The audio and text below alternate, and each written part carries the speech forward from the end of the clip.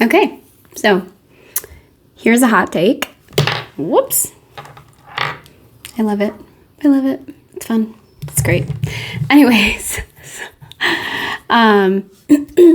so I got online this morning and I saw that John MacArthur is under fire again for claiming that PTSD does not exist or ADHD does not exist. I think actually the full quote, he says, PTSD, OCD, ADHD are not real things. It was very interesting. And I feel that a lot of the criticism for him, a lot of the pushback was,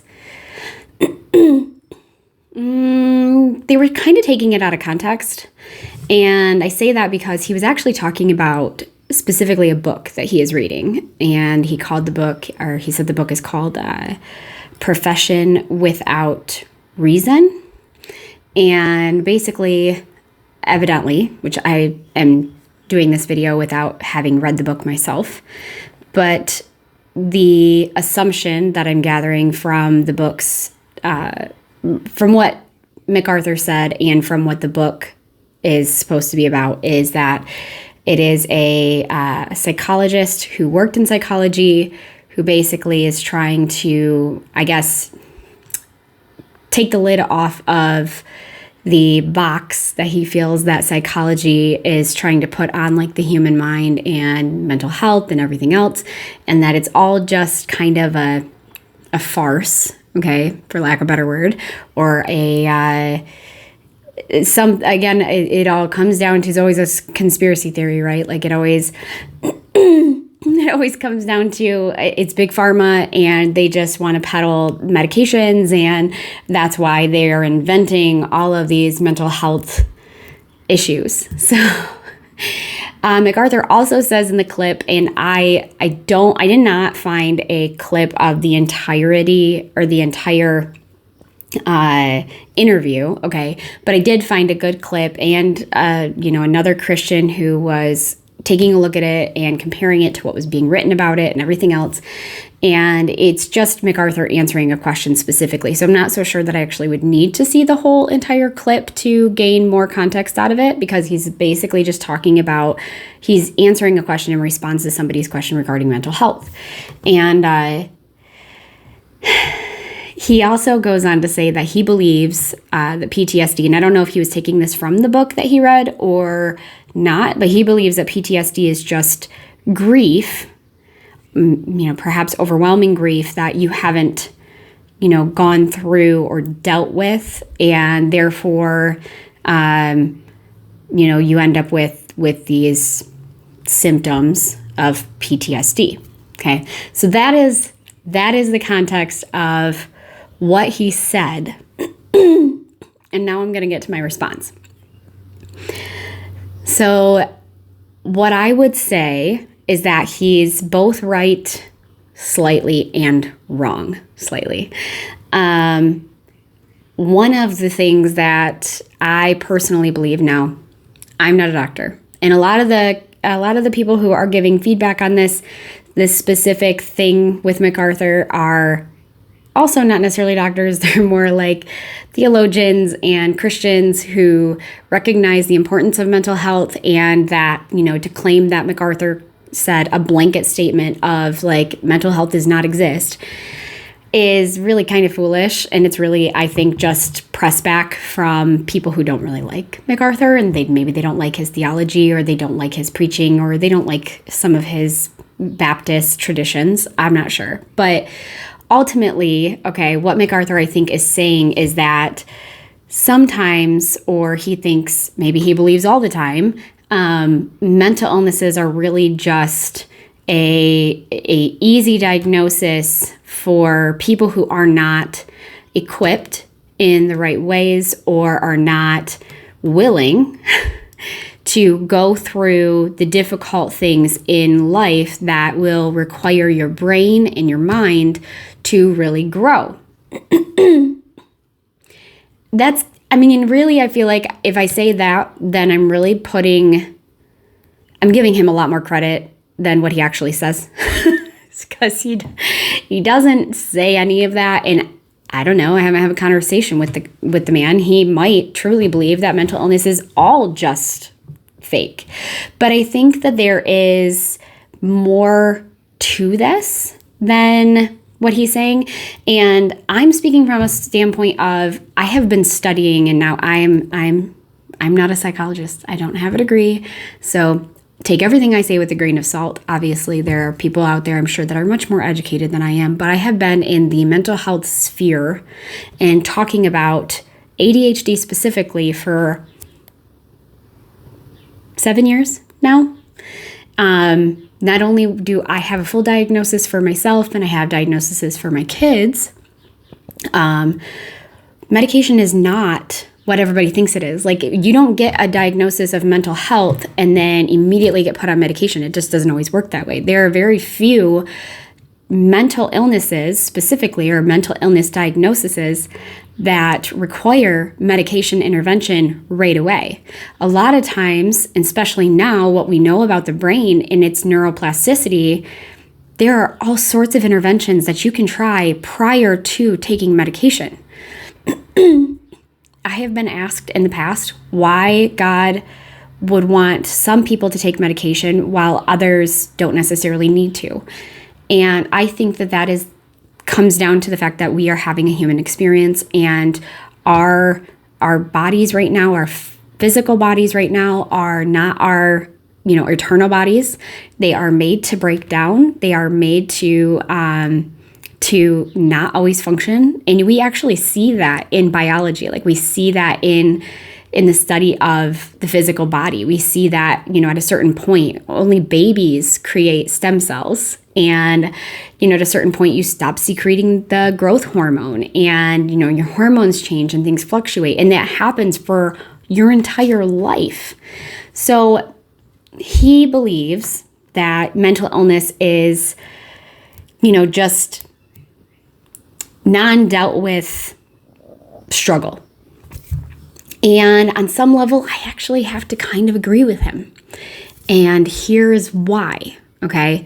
So everything that I have studied when it comes to, I've read books about epigenetics, I have read books about neuroscience and neuropsychology, and even a little bit into like neuropsychiatry when it comes to like medications and taking medications and deciding if that's right for you, all the way down to holistic style of doing things, and supplements and nutrition and how to eat and how not to eat. Our brain is malleable. We know that. Does everybody talk about that? No. That is something I think that more psychiatrists, more psychologists, and even more neurologists, or even like neurosurgeons, I wish they talked more about this, the fact that the brain is malleable. It does not stop being malleable. Now, there are specific chemicals in the brain that some people's brains are predisposed to not be able to produce as well. Like, I've talked in a previous story on my Instagram about how I have something called the MTHFR gene mutation. Well, the MTHFR gene mutation it's an enzyme in my liver. And because of my biology, I will never, ever create that enzyme. And I need it to be able to methylate specific substances. And if I can't methylate, folate, which is really what it comes down to, if I can't methylate that, I can't break it down, my body does not have a way to regulate dopamine and serotonin. It just doesn't. But that predisposition biologically, coupled with trauma that I experienced probably as a child, and then also environmental toxins that I experience, possibly on like a day-to-day basis, whether that is the food that I put into my body, the processed foods, the chemicals that I put on my body, whether it's, the lotions and things that I use, or just going outside and getting burned by the sun. All of those things go into your biology and your physiology, and you don't get to just like say, oh, well, you know what? I just need to work really hard to cope better with the sun, and then I won't get sunburnt. Our mental health, okay, or our mental illnesses are, how do I put it? Stunted. They're stunted by our ability as human beings to heal them. But that doesn't mean that we can heal every single mental illness behaviorally.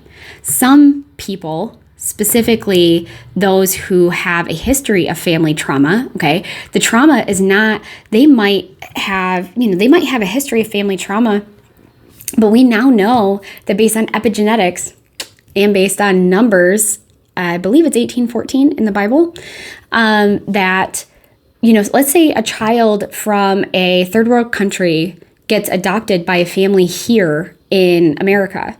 And when they get adopted, their family dynamic is super healthy. Everything about it is healthy. But the third world country that maybe they came from, their family history is full of trauma and fear and, all sorts of different reasons why, family members of theirs have had problems, okay? Well, we now know, based on epigenetics and the study of epigenetics, that can get infiltrated into your DNA. Now, it's not a part of your DNA. It's part of your epigenetics. What your epigenetics is it's how your body physically reads your DNA and understands how to use it. So if you have a child who has a completely healthy household, they even, maybe in MacArthur's case, they grew up in the church and they, grew up and became Christians and stuff, but they have struggled forever with crippling anxiety that something terrible is going to happen to them when they drive a vehicle. Okay. And they don't really understand why. Now they can go to CBT, they can go to cognitive behavioral therapy. And if the person is familiar with epigenetics, they might actually ask them to give them a family history. And if they end up finding out that they're adopted, they're going to say, how much do you know about your actual family? I'm sorry. Let me rephrase. How much do you know about your biological family? Because I would say the family that adopted them is the actual family. Anyways, how much do you know about your biological family and their history? And if they say something along the lines of like, I don't really know a whole lot. Okay, well, why don't we do some digging into that? Because I'm thinking that this is not just a mental struggle, okay? This is not just an environmental situation. This is not just you not knowing how to cope with driving, okay? This is something on a cellular level. On a cellular level, that for us to correct is going to take a different type of therapy. So if you want more information in regards to epigenetics, I strongly encourage you to read the book by Mark Wolin called It Didn't Start With You. It's very good. It's very eye-opening. He lists off some of the doctors that he's talking about their research into epigenetics. And he's also talking about how even these days in the medical field, we have a misperception of cortisol and how important it is and the role that it plays in mental health. As far as the ADHD thing goes, I'm sorry to bust your bubble, MacArthur, but here's the cold hard truth. ADHD is a combination of environmental factors and predisposition.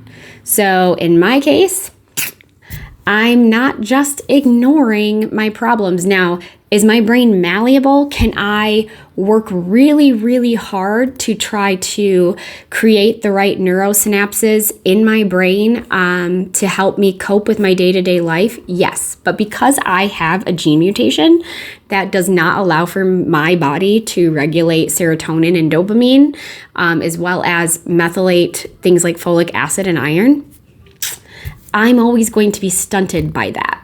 So, unfortunately, mental illness is real. It's important to talk about, okay? But do we need to blanket everybody with medication? No, I don't think that we do. And I don't think medication is for everybody. And I don't think that medication is the only solution. So, while I think you're right, And most of what you're saying that, I would assume that Big Pharma probably does prefer, and I'll probably get flagged for saying the words Big Pharma on here. I don't know. I'm just saying for claiming that, that it's all just, because behind the scenes, these big companies, they just really want to keep everybody on medication and keep everybody sedated and all those things. It's just not that black and white is really what it comes down to. There are good doctors out there that care a lot about their patients. The other problem too is that the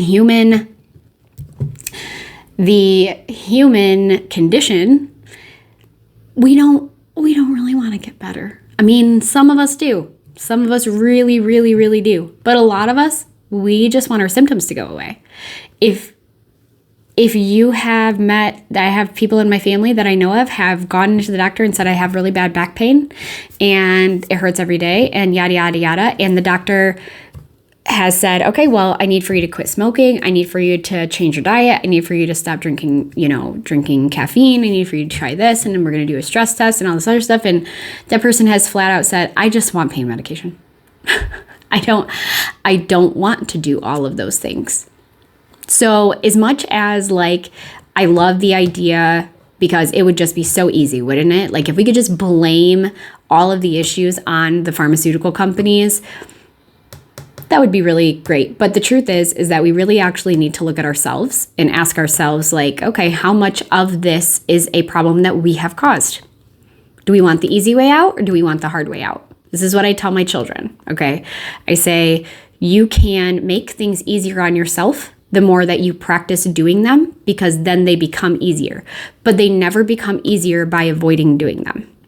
And so I guess in that aspect, that's probably where me and MacArthur agree. Do I think that if you come back from, a war overseas and you are diagnosed with PTSD, do I think that medication is really going to help you? To an extent, might allow for you to get some sleep. It might allow for you to actually think through every scenario that you have had to deal with over there, unfortunately. But ultimately, the best way for you to truly get better is to go through the emotions and sit with them and understand them and then compare them to truth. And then once you do that, which a lot of times our brains cannot do that. Now, the Christian mind can do that, which is awesome.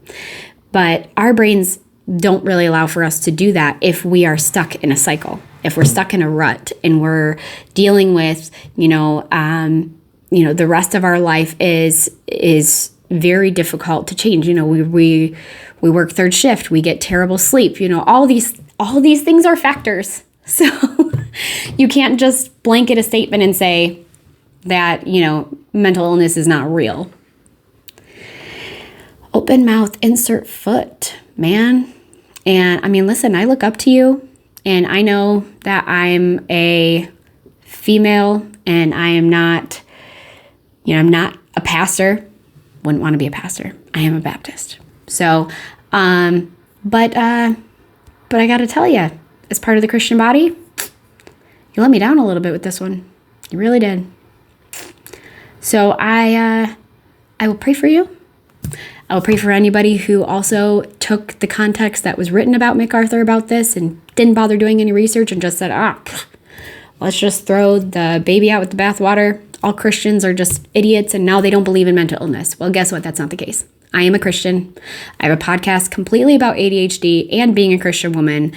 And these conversations are super important because our worldview is how we define how to deal with all sorts of different things, whether that be a mental illness that we really don't have control over, in my case, or a mental illness that maybe we do have some control over it, but all the same, the ability to push yourself to go through that and cope with it and deal with it, it's not second nature, man. It's just not.